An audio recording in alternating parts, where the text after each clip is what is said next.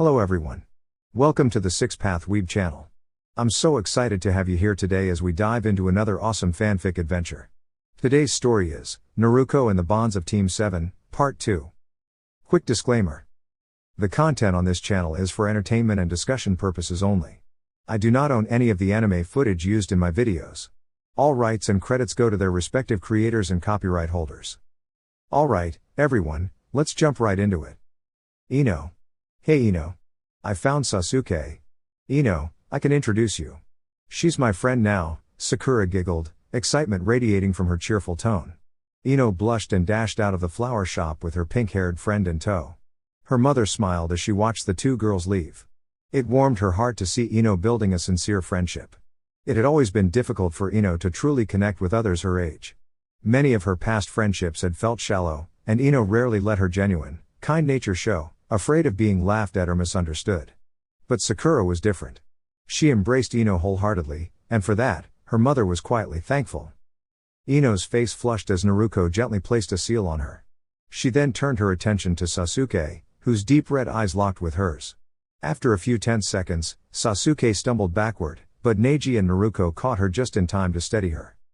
With a joyful laugh, Ino suddenly tackled Kiba in a hug and gave him a playful kiss. Kiba grinned, happily returning her enthusiasm. Akamaru barked excitedly beside them, making Kiba chuckle. I missed you. Of course you did. It's me, Ino teased, grinning proudly. Are you sure you're okay to keep going? Naruko asked with concern, noticing Sasuke's heavy breathing and tired expression. Maybe we should take a break, Tenten suggested gently as Neji and Naruko helped Sasuke back to her feet. No way, we're so close. We can't stop now, Sasuke insisted. If you say so, Naruko sighed. She and Sakura often worried when Sasuke pushed herself too hard. Though Naruko could be just as determined, it didn't make them worry any less. We're a team of 4, right? So I know exactly where my teammates, well, future teammates, are, Ino said with a bright smile. Lead the way, superstar, Kiba encouraged. A group of energetic 4-year-olds raced past the Konoha police station just as one of Fugaku's officers stepped out for a breath of air. Paperwork was exhausting, even compared to the academy's fangirl chaos. The officer was in no mood for surprises, but then she spotted something odd. Sasuke, the usually quiet and reserved Uchiha, was running with a lively group of children. She blinked in confusion. Moments later, Itachi rushed by with a young Inuzuka girl on her back, followed by Might Guy carrying a cheerful Hyuga girl on her shoulders. The officer stared, unsure if she was seeing things. The children zipped upstairs and around corners until they reached Shikamaru's favorite cloud-watching spot.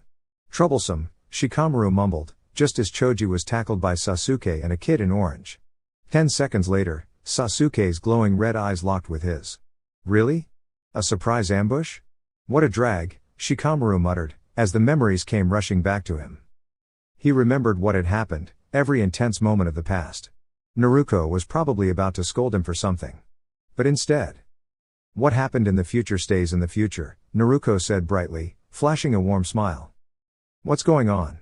Neji demanded, clearly confused. We're back in the past. Our memories have returned. We're changing things, to prevent Sasuke's clan from falling apart, to strengthen the village, and to help everyone.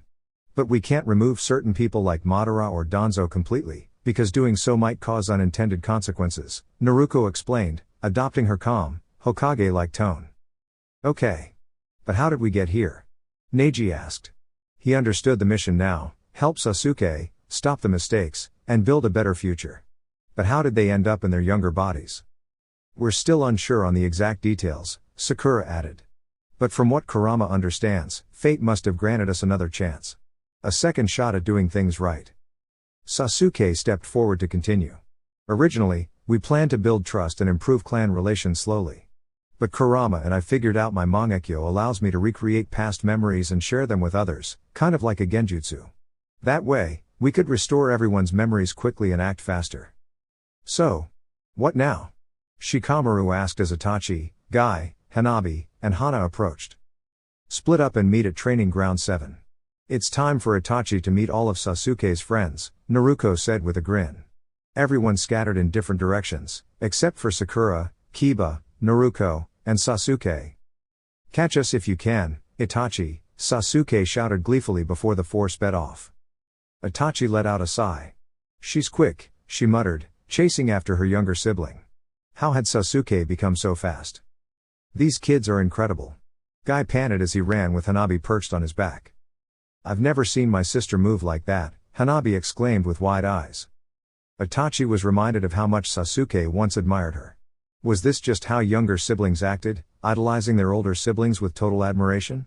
She made a mental note to observe Kiba for further comparison. Nearby, a younger version of Kakashi observed as one child after another arrived at Training Ground 7. It was strange. He didn't remember anyone being this skilled at that age. His heart skipped a beat when he spotted the cheerful faces of Naruko Uzumaki and Obito's youngest cousin. He had never officially met them, but the way they looked at him made it feel like they had known him forever.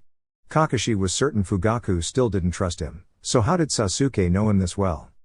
Soon after, Guy burst onto the field with Hanabi cheering from his shoulders. Kakashi, you found them.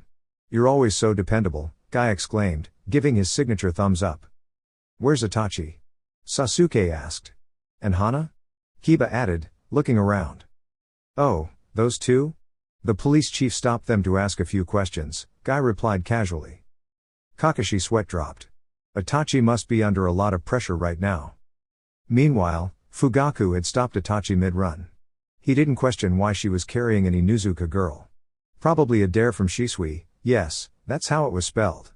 She ran off that way, Itachi said, pointing toward Training Ground 7. Fugaku raised an eyebrow.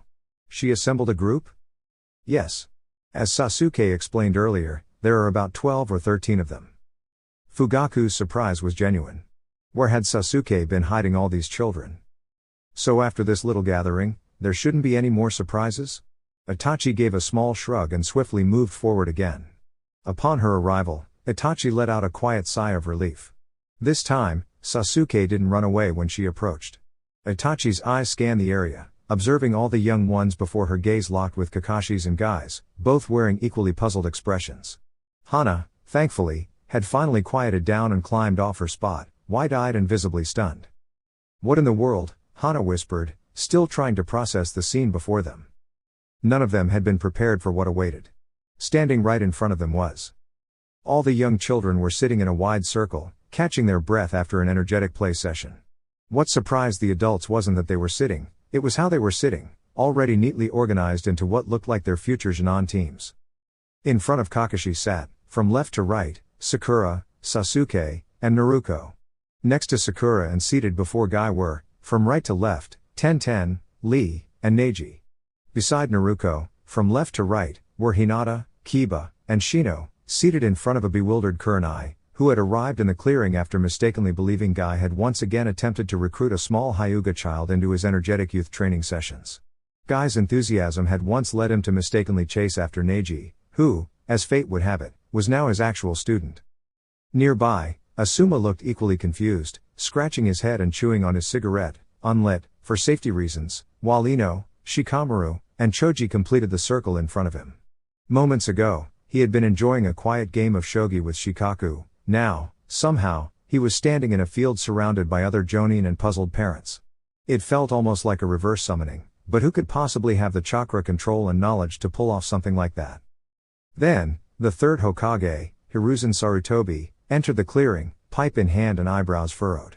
Trailing behind him were the parents of every young ninja present, except for those of Sakura, Lee, Tenten, and Naruko, who either had civilian families or were orphans. The Hokage held in his hand a note written in colorful crayon. It had flown into his office by paper airplane not long ago, and it had been clearly written by Naruko. The note read, "Hey Gramps. Come to Training Ground 7. I made a lot of friends, but I can't tell you exactly how many, or it would ruin the surprise, and I'd have to count my best friend in that number too. She's an Uchiha named Sasuke. Anyway, my friends, my best friend, and I have a very important question. It's really good.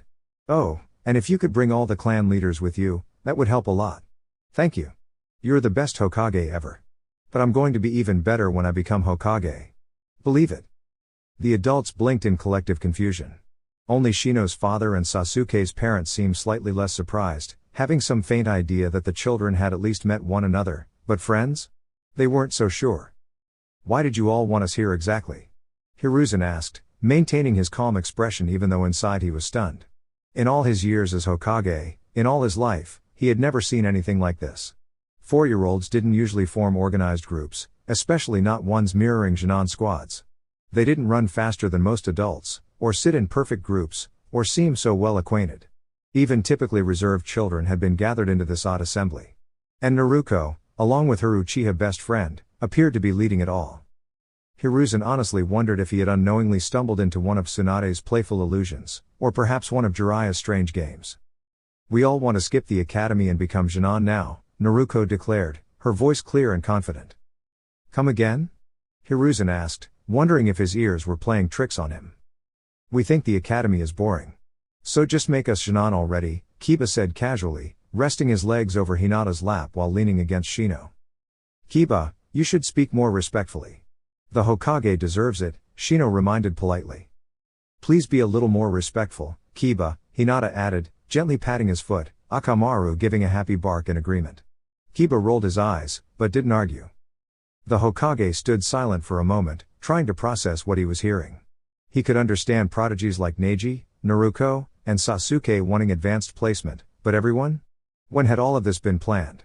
Judging by the stunned faces and fluctuating chakra among the parents, they were just as clueless. "I think we confused the Hokage," Sasuke said, tilting her head in concern. Hana couldn't help but quietly comment on how adorable the action was. "How come you never say that about me?" Kiba asked his older sister, crossing his arms. "Because you don't have the Uchiha appeal that your sister and others in Konoha admire," Shino answered honestly. "I didn't ask you," Kiba retorted, his cheeks slightly pink. "Temper, Kiba," Hinata murmured kindly. "Nah, she's just thinking," Naruko said lightly. "Are you sure, too?" Sakura asked. "A little," Naruko admitted after a second. "This waiting is such a drag," Shikamaru sighed, lying back and scratching his head. "Want a chip?" Choji asked, offering his snack. Shikamaru took one before passing it to Ino, who grabbed a single chip at first, laughing when Choji encouraged her to take more. "Much better," Choji said happily as he retrieved his bag. "Come on, everyone. We can't waste time just sitting around.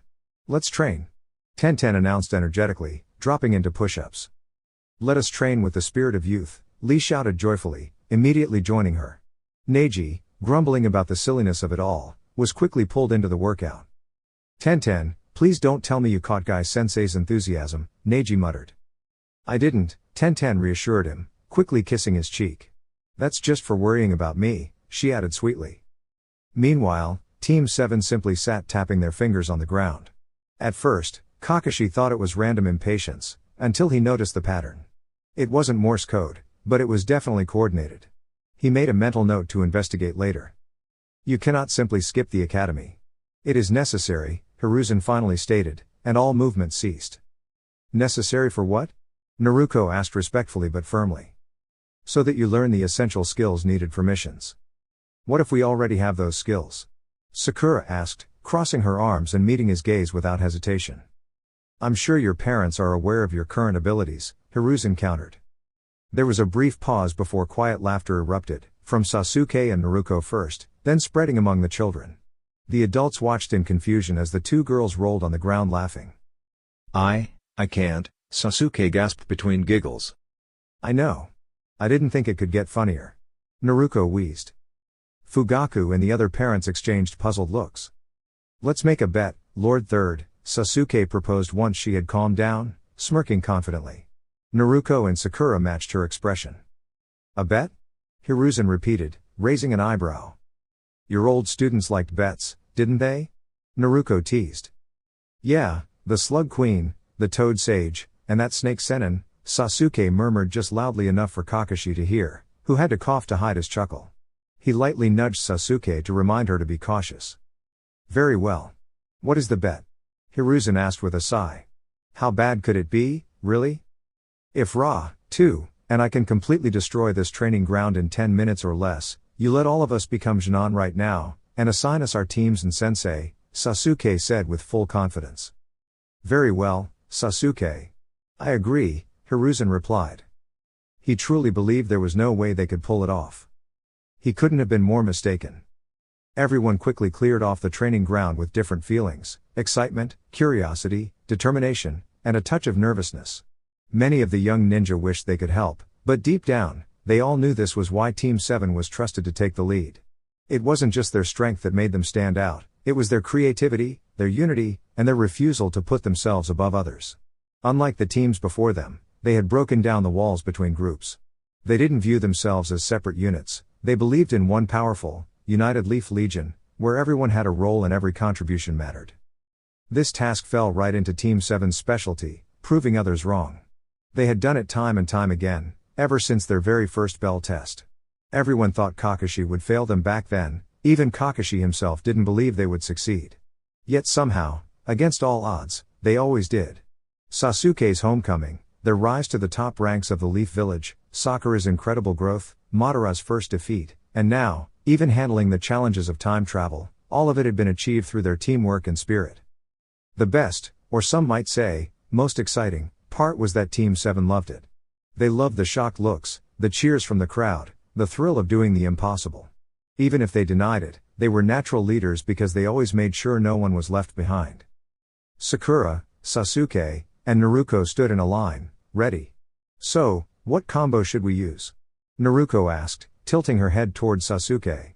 Sakura mirrored her action, curious. "Why are you looking at me?" Sasuke responded, her voice sharper than she intended. She immediately regretted it. Itachi was nearby, watching her closely with a thoughtful expression. After all, he had seen her miss 9 out of 10 shuriken the other day. But it wasn't Itachi who made Sasuke so uneasy. It was her father, Fugaku.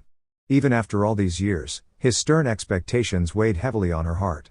Sasuke couldn't help but remember that moment, standing by the lake, her father's firm hand on her shoulder, more commanding than supportive. She had tried her hardest to perform the fireball jutsu, but the result had been a tiny flame, barely enough to light a candle. Her father's disappointment had been clear, and even now, it stung. The frustration burned within her. It wasn't her fault.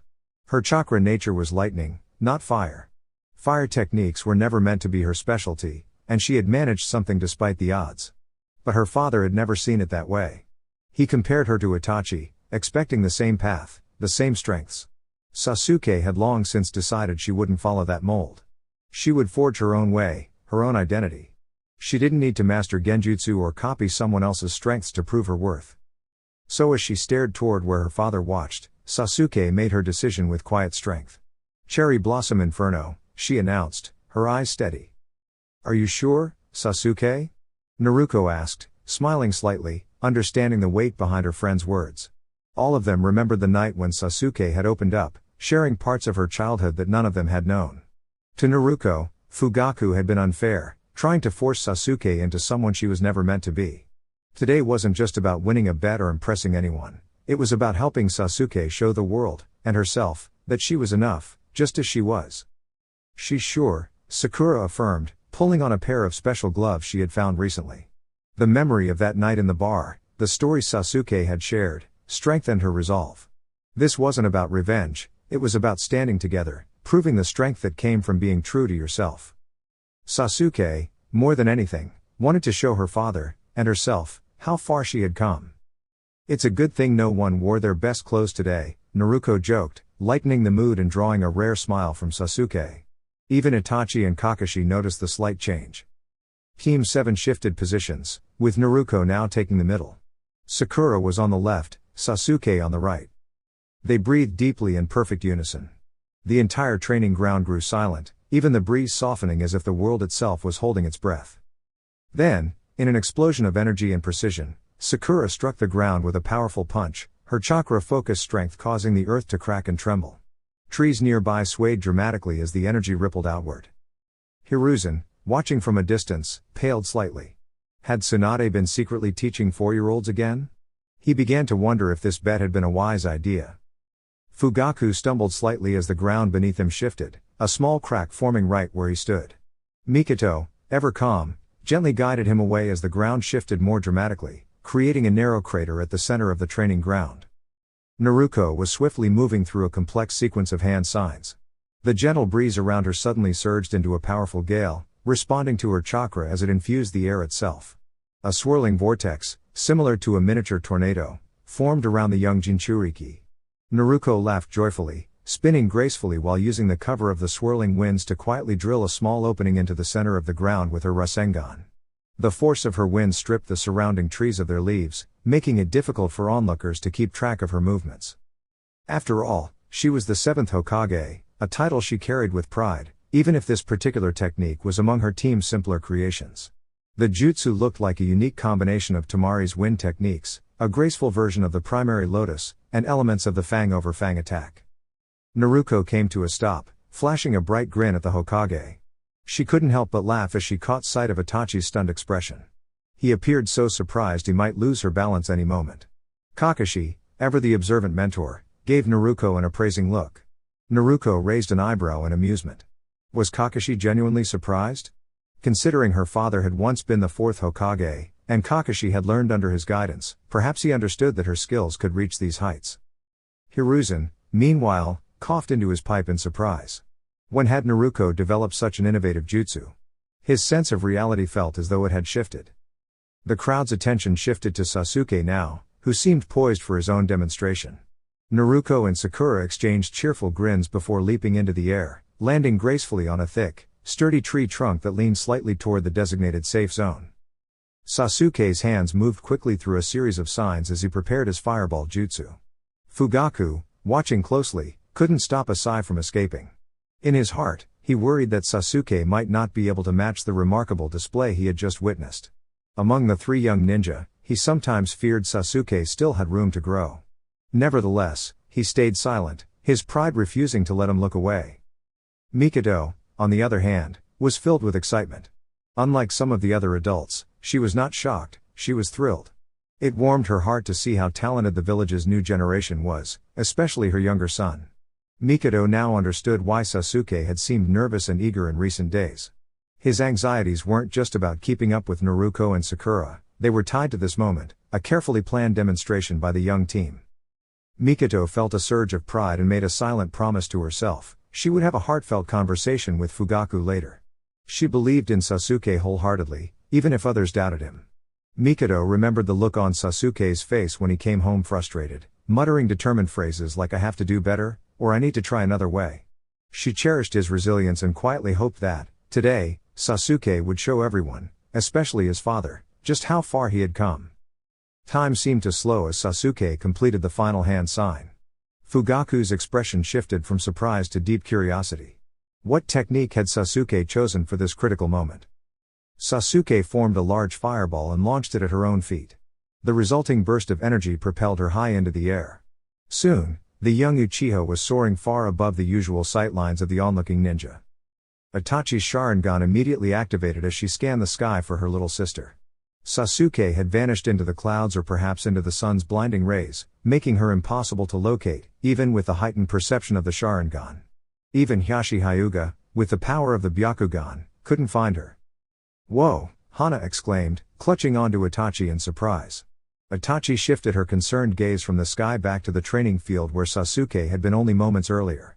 Sasuke had launched herself from the spot where Naruko had earlier used her tornado technique to drill a deep hole into the earth. Now, vibrant flames danced from the hole like the flicker of a candle before spreading into the cracks created by Sakura's powerful, chakra-infused punch.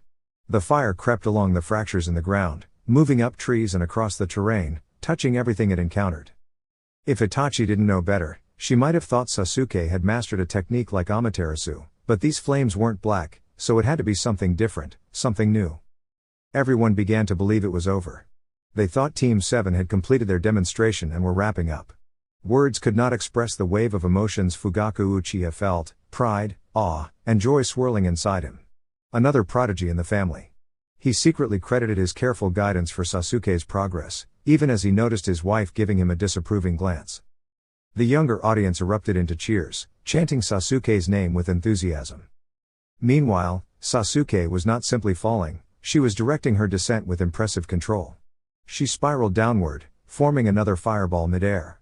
On the ground, Naruko quickly weaved a series of hand signs, sending a gust of wind upwards to curve the fire around Sasuke, making it twist and spin with her. Not to be outdone, Sakura performed her own hand signs, causing stones that had survived the earlier destruction to leap up and wrap themselves around the swirling ball of fire and wind, encasing Sasuke in a spinning, rocky shell of energy. Madara wasn't the only Uchiha capable of awe-inspiring feats. One poor Anbu nearby looked like she deeply regretted forgetting her protective gear that day. Then, with a resounding boom, the flaming meteor-like structure struck the ground, creating a small crater. Within a larger crater. Within yet another crater. Layer upon layer of impact marks spread across what had once been Training Ground 7. The area wasn't just scorched, it was transformed beyond recognition. No blade of grass remained. Yes. Ha! Shika, Kiba, Lee, pay up. Sasuke didn't lose a single thing. Naruko cheered excitedly, rushing forward with her hands held out eagerly. No way, that doesn't count. I want proof. Kiba protested, crossing her arms and frowning stubbornly. Pay up, Sakura insisted, while Sasuke waved both hands triumphantly in the air, her eyes gleaming with pride. Reluctantly, the Inuzuka handed over the money. What a bother, Shikamaru sighed, pulling out his wallet. He had been certain the move would be too dangerous for Sasuke's small 4-year-old frame. Those resilient Uchiha genes really were something else. That was so youthful, Lee cried out joyfully, tears streaming down her cheeks. Naruko hesitated for a moment before carefully accepting the money from Lee, then darted quickly back toward Sasuke. While she liked Lee, she wasn't prepared for one of her energetic hugs just yet. Can we skip the academy now? The 3 members of Team 7 asked in unison, their voices hopeful. The third Hokage, Hiruzen, was speechless. The techniques they had used were simple, but combined with teamwork and ingenuity, they had left an unforgettable impression.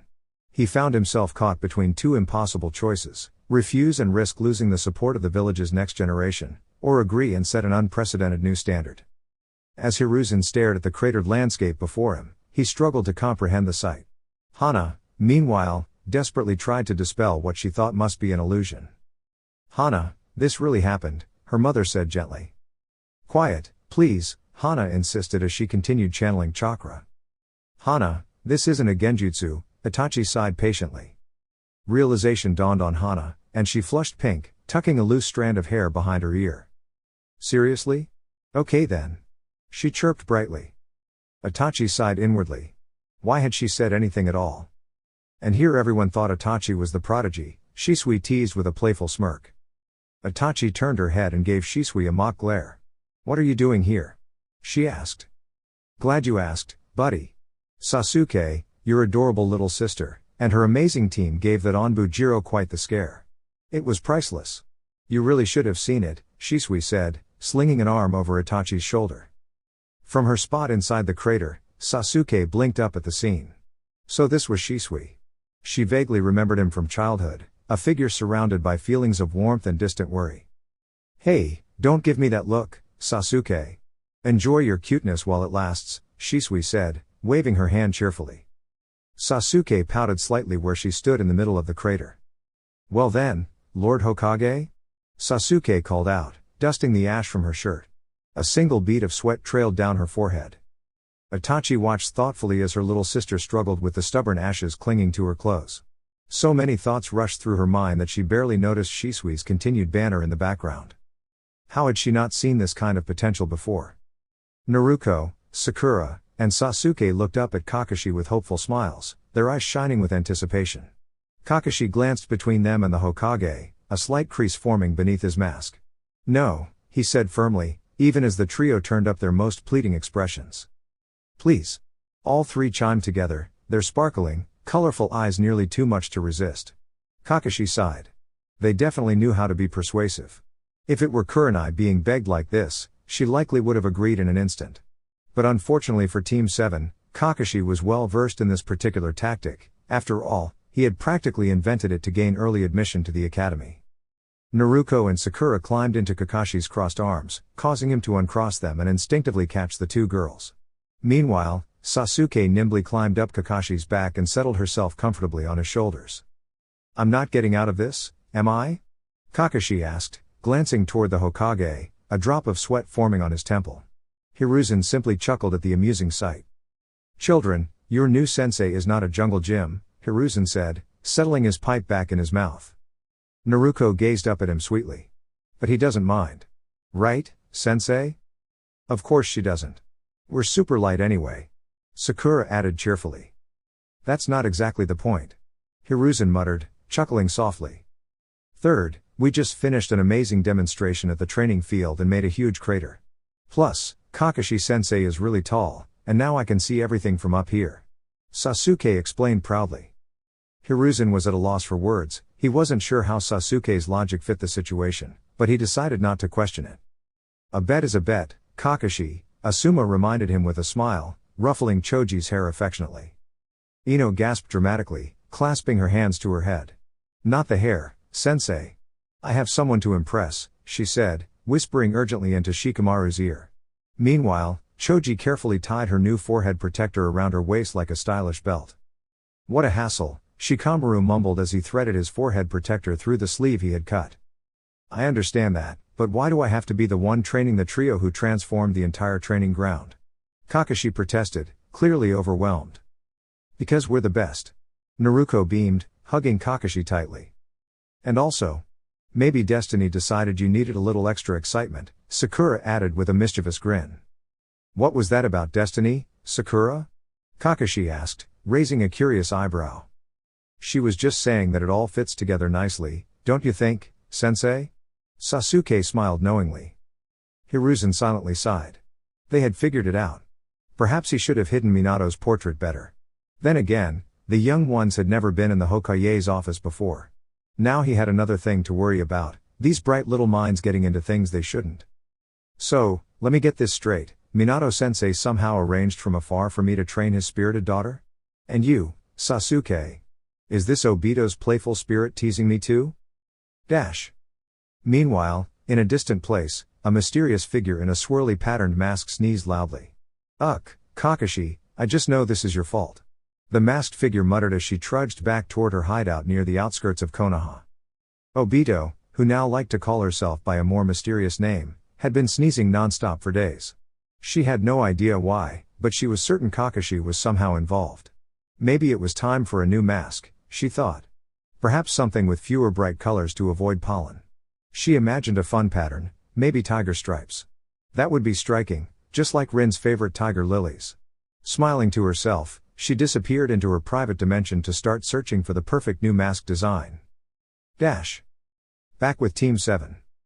I have a strong affinity for lightning chakra, you can figure out the rest, the young Uchiha said proudly, resting her chin lightly on Kakashi's silver hair. Fine. You three win, Kakashi sighed, a playful glint in her eye. But there's a training exercise you'll need to complete first. I'm guessing you've already heard of the bell test? The three girls exchanged excited looks, an unspoken sparkle of teamwork and mischief between them. Oh, they knew exactly what was coming. What's that? Sakura asked innocently, tilting her head. Being young certainly had its advantages, especially when it came to pretending to be clueless. I'm not sure what it is, but it sounds amazing, believe it, Naruko said excitedly. Kurama chuckled mischievously within her mind. She couldn't wait to see what surprises the day would bring. Whatever it is, we're definitely going to succeed, Sasuke said with a small, confident smile. There was no way Kakashi would pass through this bell test without a memorable experience. Team 7 had silently agreed that Kakashi would be the only adult allowed to remember their adventure, especially now that they were children once again. Inside, Kakashi was nearly bouncing with excitement. This was a perfect opportunity to make up for the mischief they had caused at the training grounds. Of course, he had no idea just how capable his young students truly were. Fugaku simply stared, at a loss for words. He watched as his young daughter sat comfortably atop the Jounin's shoulders, her legs wrapped securely around Kakashi's neck. To a casual observer, it might have looked like Sasuke was preparing some mischief. This playful position allowed Sasuke to have her hands free, and Naruko eagerly pointed at her friend with a bright laugh. Sasuke immediately facepalmed while Sakura gently flicked Naruko's arm, prompting a sheepish smile from the blonde. Fugaku glanced at his wife, Mikoto, who was still giving him a pointed look, clearly not impressed with the scene before her. Forward march, sensei. Team 7 chorused enthusiastically. Kakashi sighed dramatically, but dutifully obeyed, carrying his young students toward Sasuke's family. The only ones he truly felt at ease around were Mikoto and Itachi. He couldn't help but wonder if Sasuke was going to create more surprises for him today. And stop. Sakura called out, lightly tapping Kakashi's vest. The Jounin froze as a tingling sensation rushed through him. Sakura had accidentally used a bit too much chakra. Oops, Sakura mumbled, covering her mouth, clearly feeling guilty. Sasuke quickly hopped off Kakashi's shoulders, landing gracefully on the ground before sprinting toward her brother. "Hey, come back here, Sasuke," Naruko called, laughing, as she dashed after her friend. "Wait for me," Sakura shouted, scrambling after them with determination. Mikado chuckled softly as Sasuke launched herself at Itachi, knocking him back slightly with the unexpected hug. "Hey, Itachi. Did you see me? I went so high into the air." And then Naruko did that awesome move. And Sasuke's rapid chatter was gently interrupted as Itachi poked her forehead affectionately. Instead of pouting, Sasuke grinned up at her brother. "You didn't think I could do it, did you, big sister?" Sasuke said proudly. Itachi rolled her eyes fondly. Truthfully, no one had expected them to pull it off. Itachi replied softly, smiling. Just then, Shisui let out a startled squeal as a pink blur latched onto her arm. "You're such a cute Uchiha. Will you marry me?" Sakura giggled, holding on to Shisui. Shisui's face turned bright red, completely unsure how to respond. If she said no, Sakura might cry. If she said yes, it would definitely create some very awkward misunderstandings. Shisui was silently panicking when Naruko and Sasuke stepped in. She's too old for you," Naruko said firmly, putting her hands on her hips. "Well, what am I supposed to do? The Uchiha my age already turned me down." Sakura pouted dramatically. "Just stop talking, Sakura," Sasuke mumbled, a faint blush coloring her cheeks, annoyed at the chaos childhood emotions could bring. "Do you all want your headbands or not?" Kakashi called out, waving them teasingly at the edge of the crater nearby. How dare they leave her alone with Fugaku? "Get her," Naruko yelled with glee. In perfect sync, all three sprang into action. Kakashi wasn't ready for their coordinated teamwork. Sakura gave a light tap to Kakashi's side, causing her to stumble slightly. Sasuke used Naruko's cupped hands as a launching pad, flipping into the air and snatching the headbands from Kakashi's grasp with impressive speed. Naruko accidentally bumped into Kakashi on her way down, causing the sensei to lose her balance and fall backward onto the ground, much to everyone's surprise. Mikado covered her mouth with a delicate laugh. That had certainly been unexpected. They definitely have their teamwork mastered. Hiruzen observed thoughtfully from the sidelines. Hearing this, the trio exchanged knowing smiles. No one truly understood just how strong their bond was. What the heck? That was the thought racing through everyone's minds. The kids all cheered in excitement as the 3-4-year-olds stood triumphantly in the aftermath of the demolished training ground. Mikado felt an overwhelming sense of pride fill her chest. The pride wasn't just for Sasuke, though, it was also for Naruko. Maybe even that Sakura girl, although Mikado hadn't officially met her. Her son was strong, that much was certain, but she hadn't realized just how much Sasuke had grown. She felt a bit guilty for not noticing Sasuke's impressive progress with his jutsu. She also wondered why she hadn't done more to assist him with it. Mikado shook off the thought. Sasuke would have likely pushed her away or insisted that he could handle it alone, just like Itachi had done. Yet, with the way he'd been acting recently, Mikado couldn't help but wonder if Sasuke would have actually accepted her help. She smiled as her son crawled out of the crater, helping Naruko first and then Sakura. The 3-4-year-olds rushed over to them, visibly excited by the display. "That was totally awesome," Kiba shouted. "It wasn't a drag to watch. Nice touch with the meteor at the end, though. Kind of reminded me of old times," Shikamaru said, casually snatching a chip from Choji. "Aha," Choji agreed, munching on his snack. "I still can't believe you guys used one of your weakest jutsus," Ino exclaimed, slinging an arm around Sakura. "Well, we didn't want to cause anyone a shock," Naruko replied with a shy laugh, scratching the back of her head. "That was amazing, Naruko," Hinata smiled, giving her a light kiss on the cheek. Naruko's face turned bright red. "Yeah, after all, the third is getting pretty old," Sasuke remarked with a smirk. "Well, at least my sacrifice wasn't in vain," Neji mumbled under his breath. Naruko continued to blush uncontrollably. "Hey Neji, do you think we could do something like that? Using your air palm and my ninja tools?" Tenten asked, lightly tugging on Neji's left hand. "Yes. It would be so youthful. My leaf hurricane would give it even more power," Lee exclaimed, interrupting the moment and jokingly breaking Sakura's ideal ship. Sasuke couldn't help but grin as he caught sight of his father's astonished expression. After all these years, he had finally done it. Sasuke couldn't be more pleased. "What are you so happy about, team?" Naruko grinned, already knowing the answer. The Jinchuriki herself was filled with pride and happiness. It felt so good to be at the center of positive attention again. She'd missed it dearly. The villagers had reopened old wounds, but just like before, her friends helped her push past those fears. It was funny how Sasuke would have immediately made her sleep over and skipped all formalities. Naruko wouldn't have been surprised if his Anbu captain had just forced her to move in, which would be a hilarious situation. I missed free falling, Sasuke admitted. Adrenaline junkie, Sakura muttered, giving him a light punch. The third Hokage sighed, realizing he had no other choice. Asuma, Kurenai, Guy, Kakashi, come here a moment, he called. He made a hand seal, and forms suddenly appeared in the hands of the children's parents. A deal is a deal, he said with a sigh. Are you serious? Kurenai asked, looking at the group of lively 4-year-olds with concern. Completely, Hiruzen replied with a nod. Guy, you get the Hyuga boy, the girl with the 2 buns in her hair, and the... well, for lack of a better term, mini-you, Hiruzen announced. Yes, Guy yelled, raising his arms in excitement, his eyes full of fire. Asuma, since it's tradition, you get the Inoshikacho kids. I figured, Asuma chuckled. Kurenai, you get the Aburame boy, the Inuzuka boy, and the young Hyuga heiress. I'll do my best, Kurenai said with a nervous but determined smile. I don't mean to point out the obvious, but I'm still an Anbu. What does this have to do with me? Kakashi asked, scratching the back of his head. Oh, that reminds me, Kakashi, you get the ones who demolish the training ground, Hiruzen said, throwing a jounin vest at him with a grin. Kakashi frowned. Great, he had just been demoted. Was this because he was also a child prodigy? It seemed like fate had it out for him. Team 7 dashed over with impressive speed.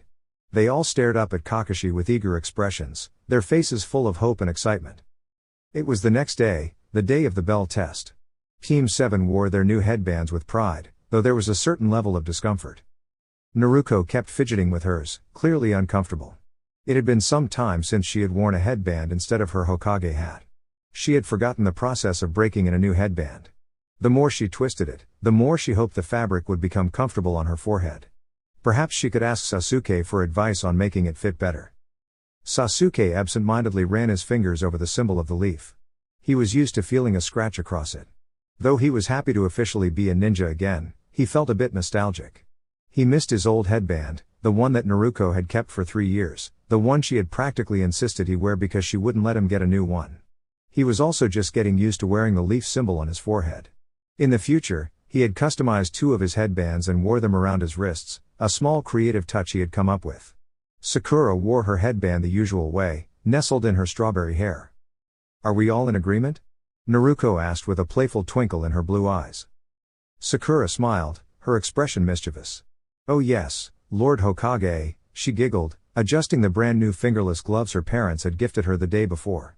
They were black with small pink uzumaki swirls on the knuckles. She wore a dark pink long sleeve shirt with ripped sleeves, black shorts, and shoes that were perfect for moving quickly. "Kay?" Naruko asked, pulling on her own black fingerless gloves with orange uzumaki swirls, a thoughtful gift from Sasuke. It had been his idea for all of them to wear gloves. He had said something about staining their hands with paint, and Sakura had suggested they match. Naruko had simply gone along with it. She wore an orange hoodie with black shorts and orange ninja shoes.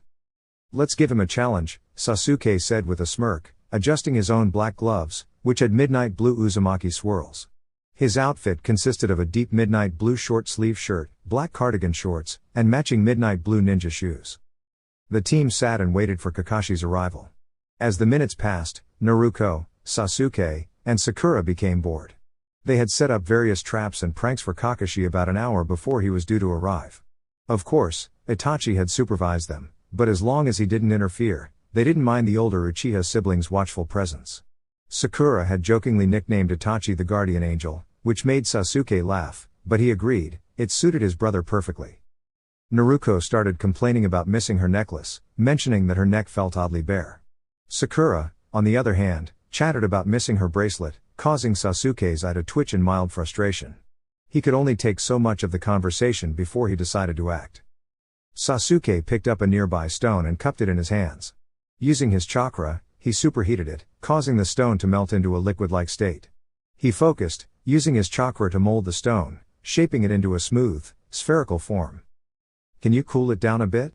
Sasuke asked, his concentration deepening.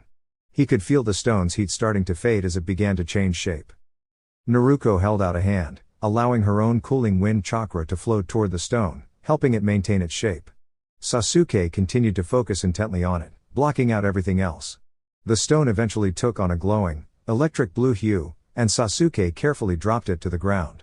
After a moment, he picked it up and, with a smile, placed it around Naruko's neck, attaching it with a piece of ninja wire.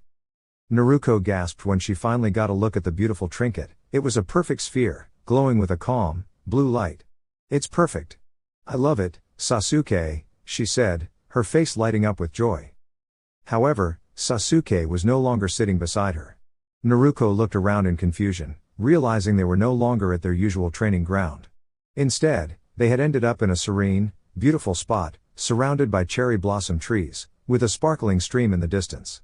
The soft light of the rising sun bathed the area in warmth. Seeing this peaceful scene, Team 7 decided to take a different approach to their test. They would outthink Kakashi instead of relying on chakra. After all, they had never been able to outsmart their sensei before. Naruko soon spotted Sasuke sitting in one of the cherry blossom trees, plucking petals. A moment later, he returned to the ground, his hands full of petals and small pebbles. Sasuke carefully mixed the petals with the stones, using his chakra to give them a soft pink hue. He then used a kunai to carve a delicate flower design into a piece of wood and shattered an old, damaged shuriken into tiny shards. After tying everything to two flexible pieces of wood, Sasuke turned to Sakura. "Hold out your wrist," he instructed. Sakura beamed with excitement as Sasuke slid the bracelet onto her left wrist. It was simple, elegant, and perfect for any outfit. "Sasuke, this is amazing. Thank you so much," she exclaimed, hugging him tightly. Naruko laughed behind Sakura, making a playful gesture as if she were going to join the hug. Sasuke scowled at her, but there was a hint of awkward affection as he patted Sakura's back. Unbeknownst to Team 7, they were being watched from the 3rd Hokage's office. "Well, if the ninja thing doesn't work out, your son could always make jewelry," Kakashi joked, turning to the bewildered Fugaku. "I don't even know how he did any of that," Fugaku sighed, shaking his head. "Sasuke is confusing. Itachi was never this difficult to understand." "It seems Sasuke has chakra manipulation down to a science," Hiruzen commented, chuckling. "Yesterday, the kid created an actual meteor. What do you expect?" Anko added with a shrug. Ibiki crossed his arms with a grin. "I would have loved to see it."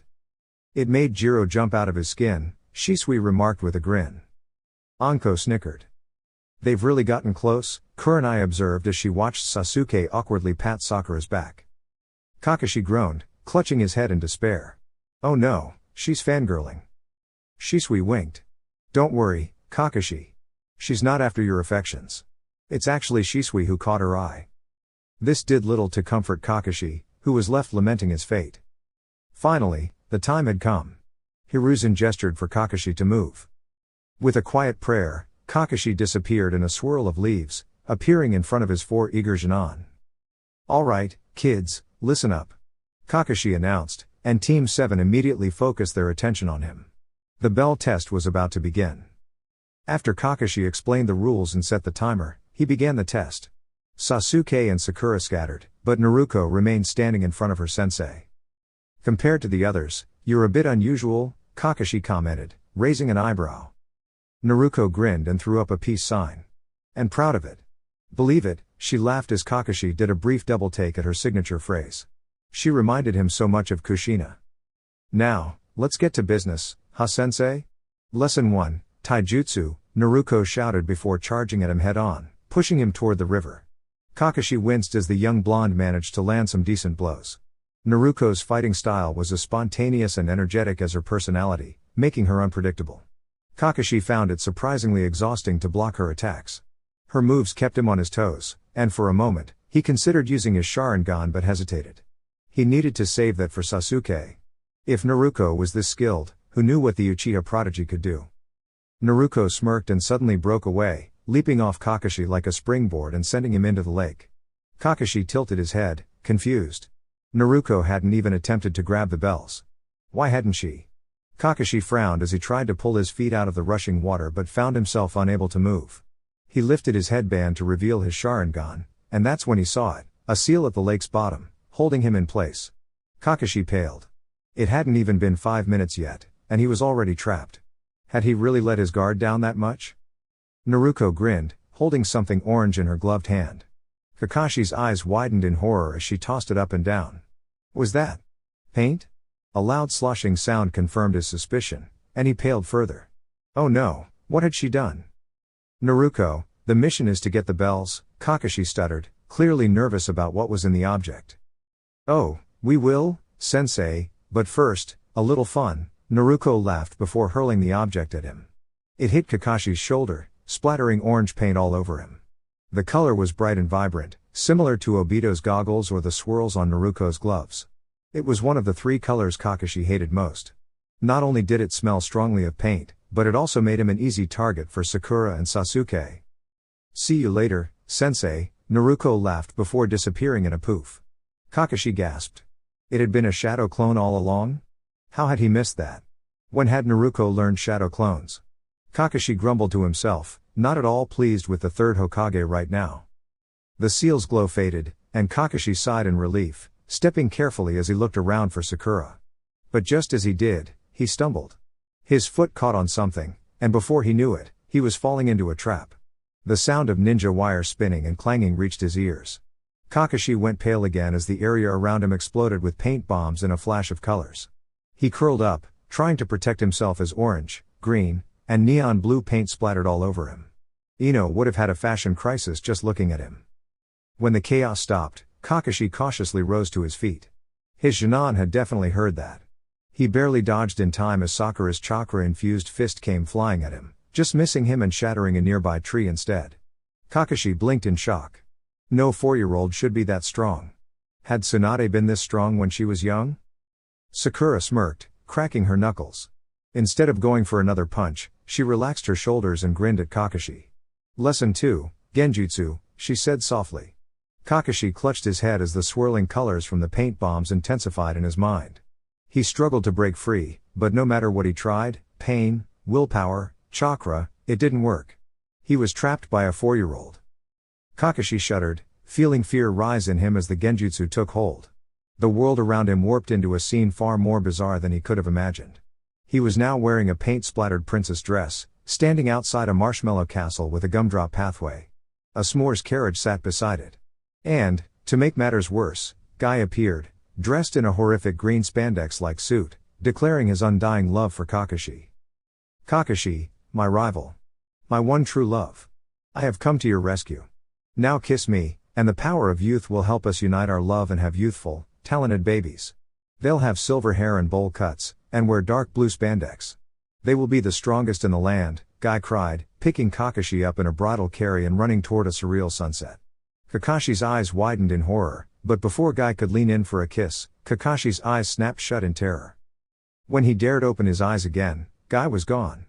Kakashi looked around, disoriented. He was no longer in the bizarre scenario, but something still felt wrong. Where was Sakura? And where were the bells? Why was it night now? Had he really been trapped in a 4-year-old's genjutsu all day? Suddenly, Kakashi froze as strong arms wrapped around him, and a familiar voice chuckled from behind him. Miss me, Kakashi? The voice asked, making Kakashi's head snap to the side. He was met with an orange tiger mask. Oh, Obito? Kakashi gasped. Obito grinned underneath her mask. This was too easy. Messing with Kakashi like this. It was simple to use their shared Sharingan to tap into the small pink-haired girl's genjutsu. It was strange, she honestly hadn't been expecting any visitors this morning or any morning, for that matter.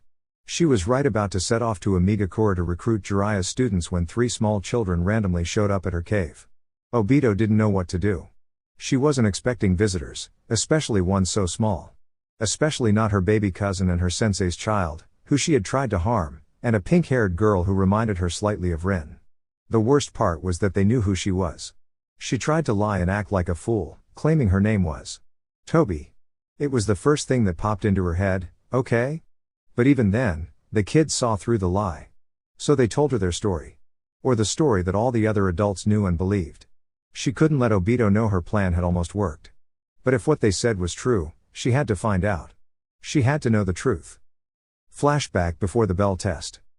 Sasuke climbed the sakura tree and picked flowers off the tree to make Sakura's bracelet, with a small frown as she racked her brain. Her breathing sped up slightly, and her heartbeat increased. She still couldn't remember it. Tears sprang to Sasuke's eyes as she tried harder and harder to remember it, but she couldn't. She just couldn't remember it. The date of the clan massacre. She knew it happened when she was 6, but now that the timeline had been altered. Itachi was an Anbu, even though he was only 10. She couldn't help but worry. What if they had sped up the timeline? What if her father thought he could throw the coup now because of her little stunt to skip the academy? Sasuke was freaking out. She knew that Naruko and Sakura knew that she was freaking out as well because she only made jewelry if she was really on edge. It was the only thing that ever seemed to slightly calm her nerves. Art gave her a distraction from her problems, but now she wasn't sure if that was even going to work. She felt her anxiety returning. The fear of running home from practice and finding Itachi standing over the slaughtered bodies of their parents. "Kay, what's wrong?" Naruko asked softly, cocking her head worriedly to the side, placing a hand on her best friend's shoulder. She squeezed it comfortingly as Sasuke merely hung her head, offering her best friend no response.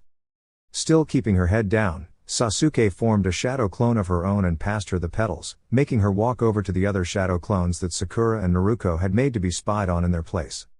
"Sasuke, what is it? Come on, talk to us," Sakura said pleadingly. Her emerald eyes showed nothing but concern as she placed a hand on Sasuke's cheek in a sisterly manner, wiping away a tear that fell down Sasuke's face. Sasuke shook her head as her shoulders started to shake. Both Naruko and Sakura wasted no time in pulling Sasuke into a comforting group hug.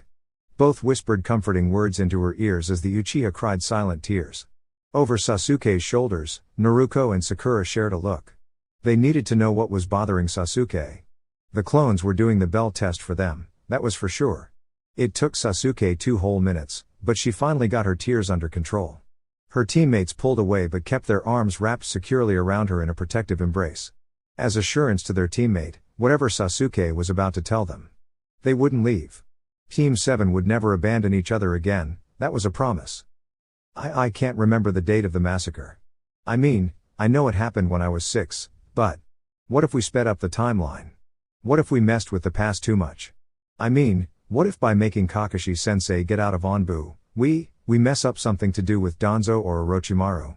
Or what if the Akatsuki get formed early, and they come after you, and because Itachi isn't there, that means Orochimaru is still a part of it and comes after you, gives me another curse mark that messes with my brain, kills Ra because she reminds him of the rejection he got from Tsunade. Don't ask, Naruko, and drags you to that ghetto statue to get Kurama painfully sucked out of your gut during a 3-day period of immense pain, which you will eventually die from, or just plain uses you as one of his creepy experiments as revenge for your dad becoming Hokage, Sasuke said, pulling at her raven locks, charcoal eyes wide. Naruko gaped. Sasuke was freaking out. Naruko, in all her years with Sasuke, had never actually seen her freak out. Yes, she'd seen her scared or even a little crazy, but freaking out? This was a first. Sasuke was always the calm, cool, level-headed one. This was just weird. Naruko scratched her chin lightly. What would make the team calm down? Well, most of her panicky theories revolved around the Akatsuki being formed early. Wait, that was it. Sasuke, calm down. It'll be fine, Sakura soothed, rubbing Sasuke's arm.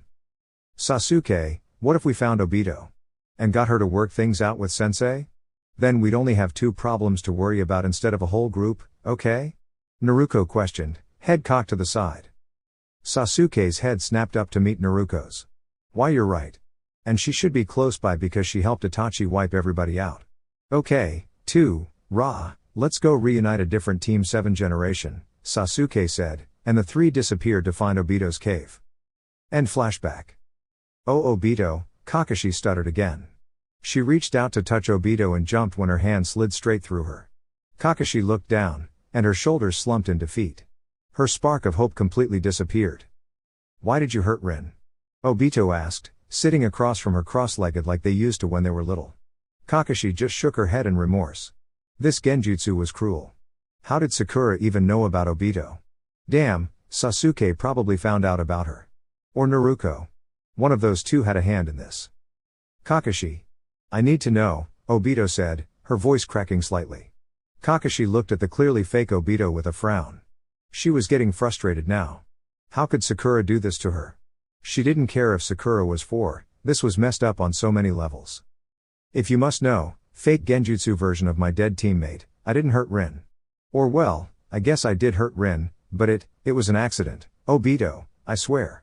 We were surrounded by Anbu and S-class ninjas. Rin was delirious. She was talking nonsense, begging me to put a Chidori through her chest. I refused. Why would Rin do that? So, you did it?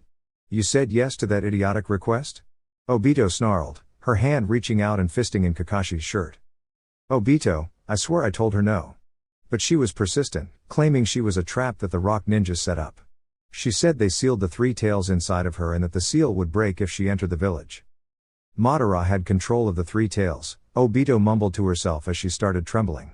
She clearly remembered seeing the 3 tails in Madara's hideout. It was being held by complex Mangekyo Genjutsu and covered in thousands of creepy zetsus. Madara? Uchiha Madara?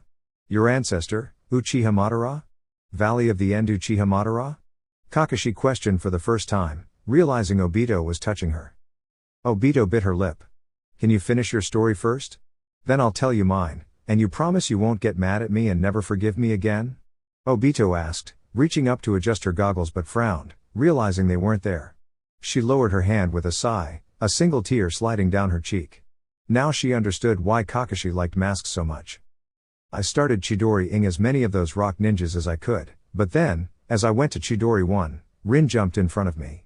She committed suicide. My hand slid straight through her heart. I'm sorry, Obito, I failed you. I know you're not real. But it was good to finally tell you that. Even if you aren't really here. Obito chuckled weakly, scratching the back of her head. Actually, Kakashi, that's what I wanted to talk to you about.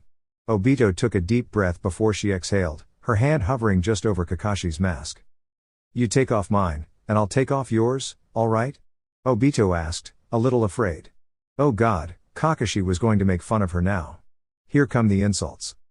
Kakashi, for her part, rolled her eyes. What, you pretending to be me, dead last?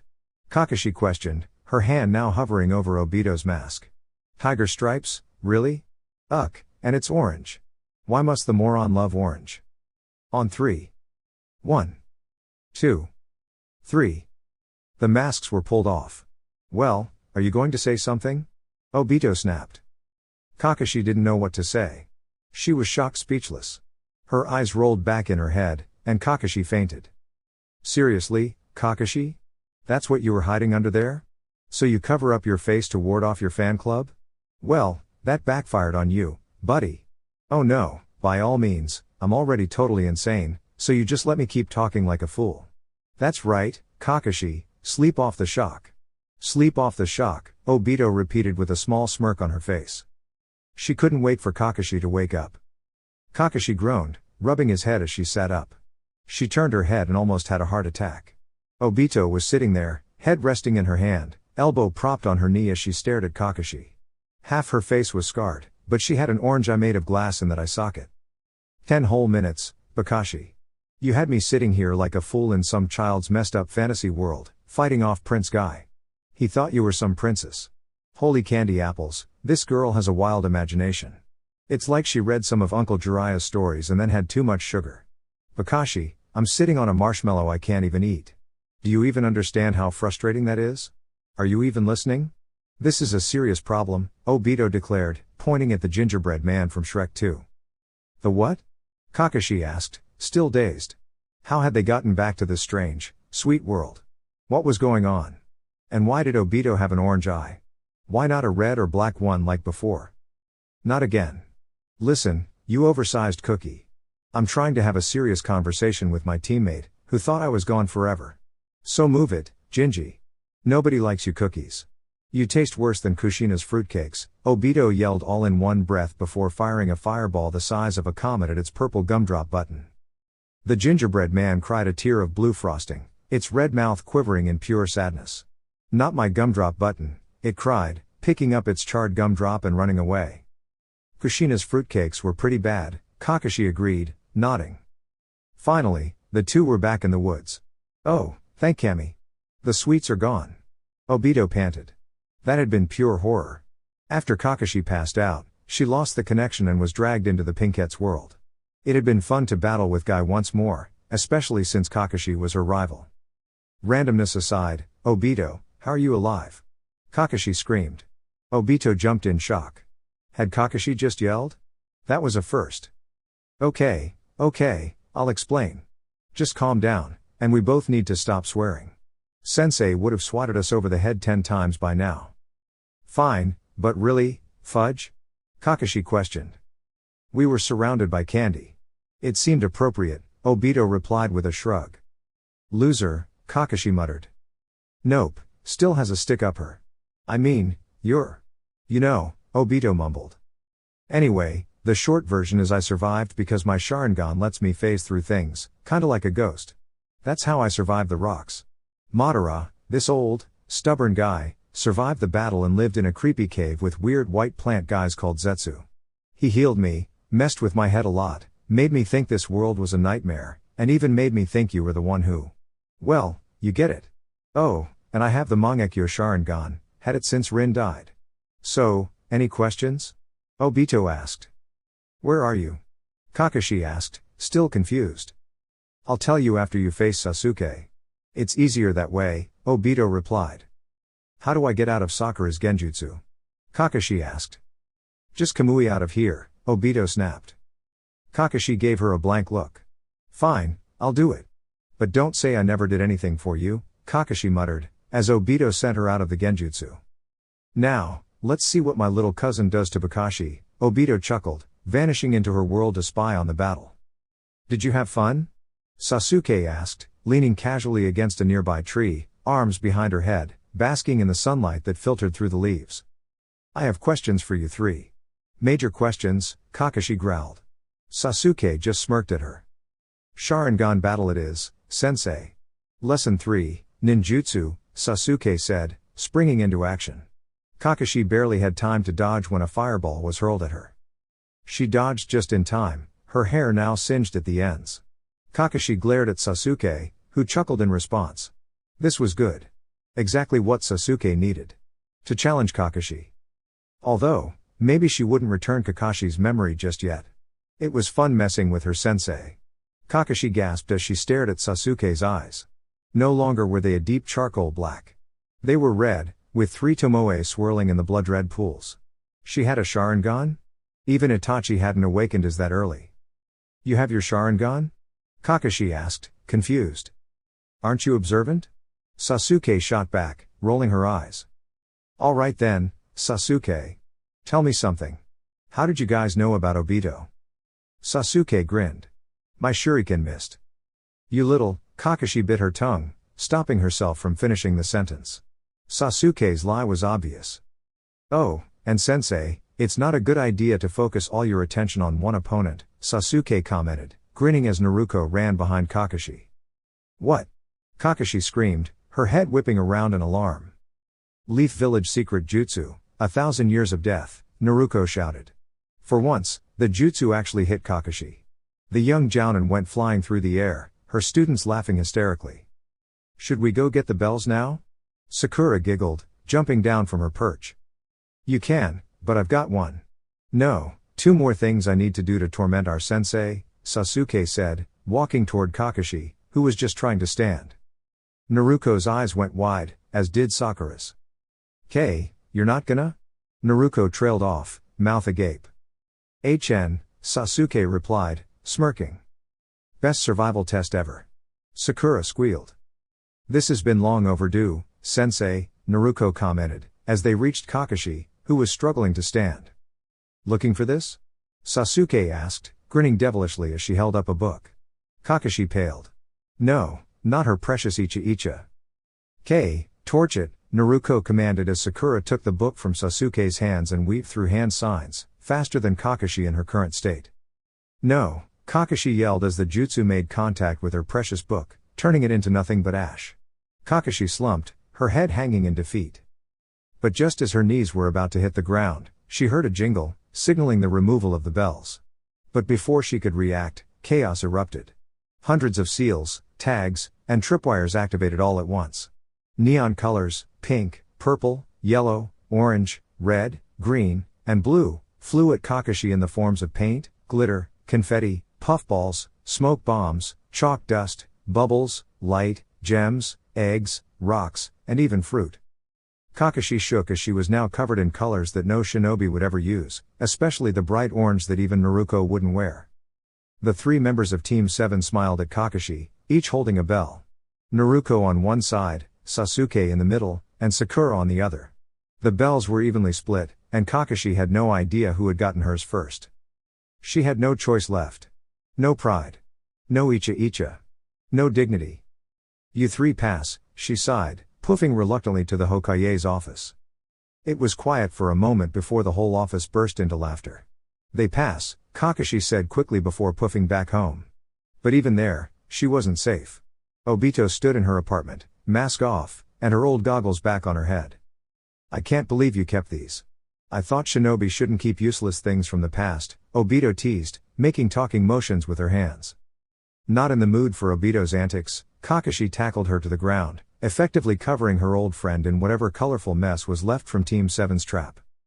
"Bastard," Obito mumbled but smiled brightly when she spotted the orange. "Uchihas can rock anything," she grinned. "What are you doing here, dead last?" Kakashi asked, not moving from Obito. Obito grinned. "I'm sleeping over. Hokage's orders. I already got reinstated. Uncle Fugaku almost killed me for staying away.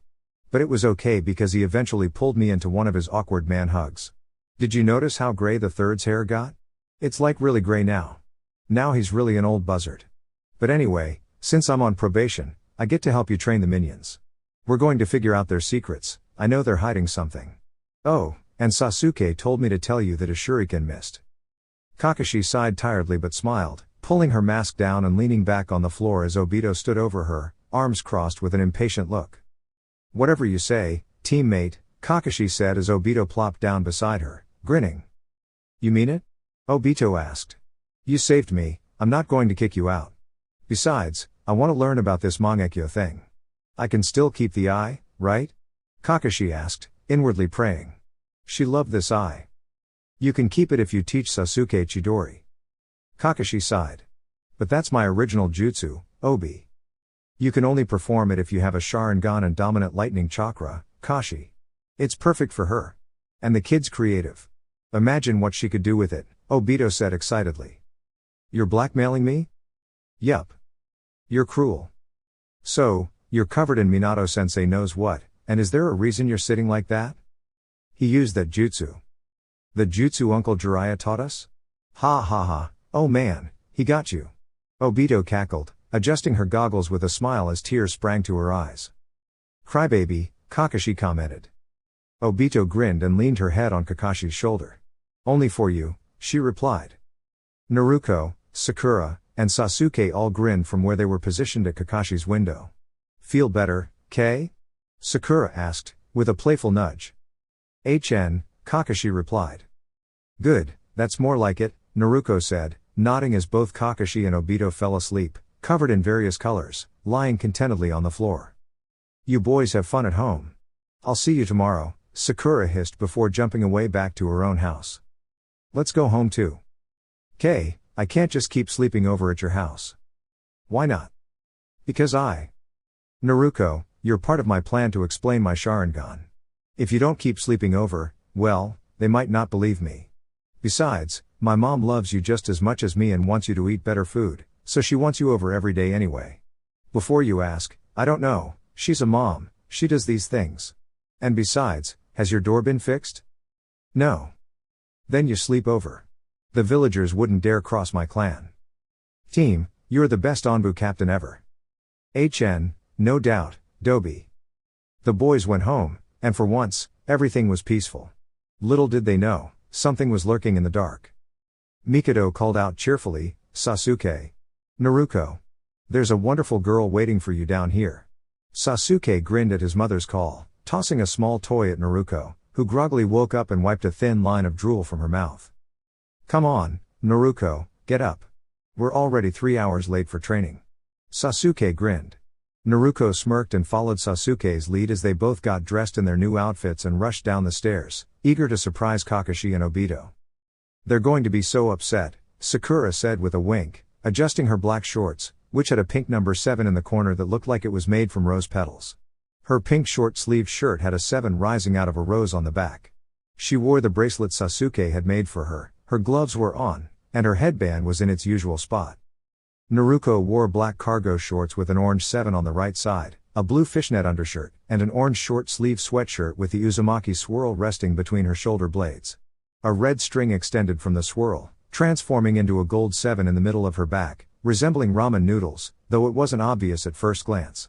She also wore her gloves and Rasengan necklace. Sasuke had resized her headband so that it now fit on her wrist.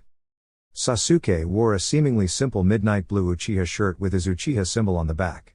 However, a closer inspection revealed that the top of the fan symbol was half of the Uzumaki swirl, made up of tiny microscopic 7s, while the bottom of the fan was filled with small crescent moons.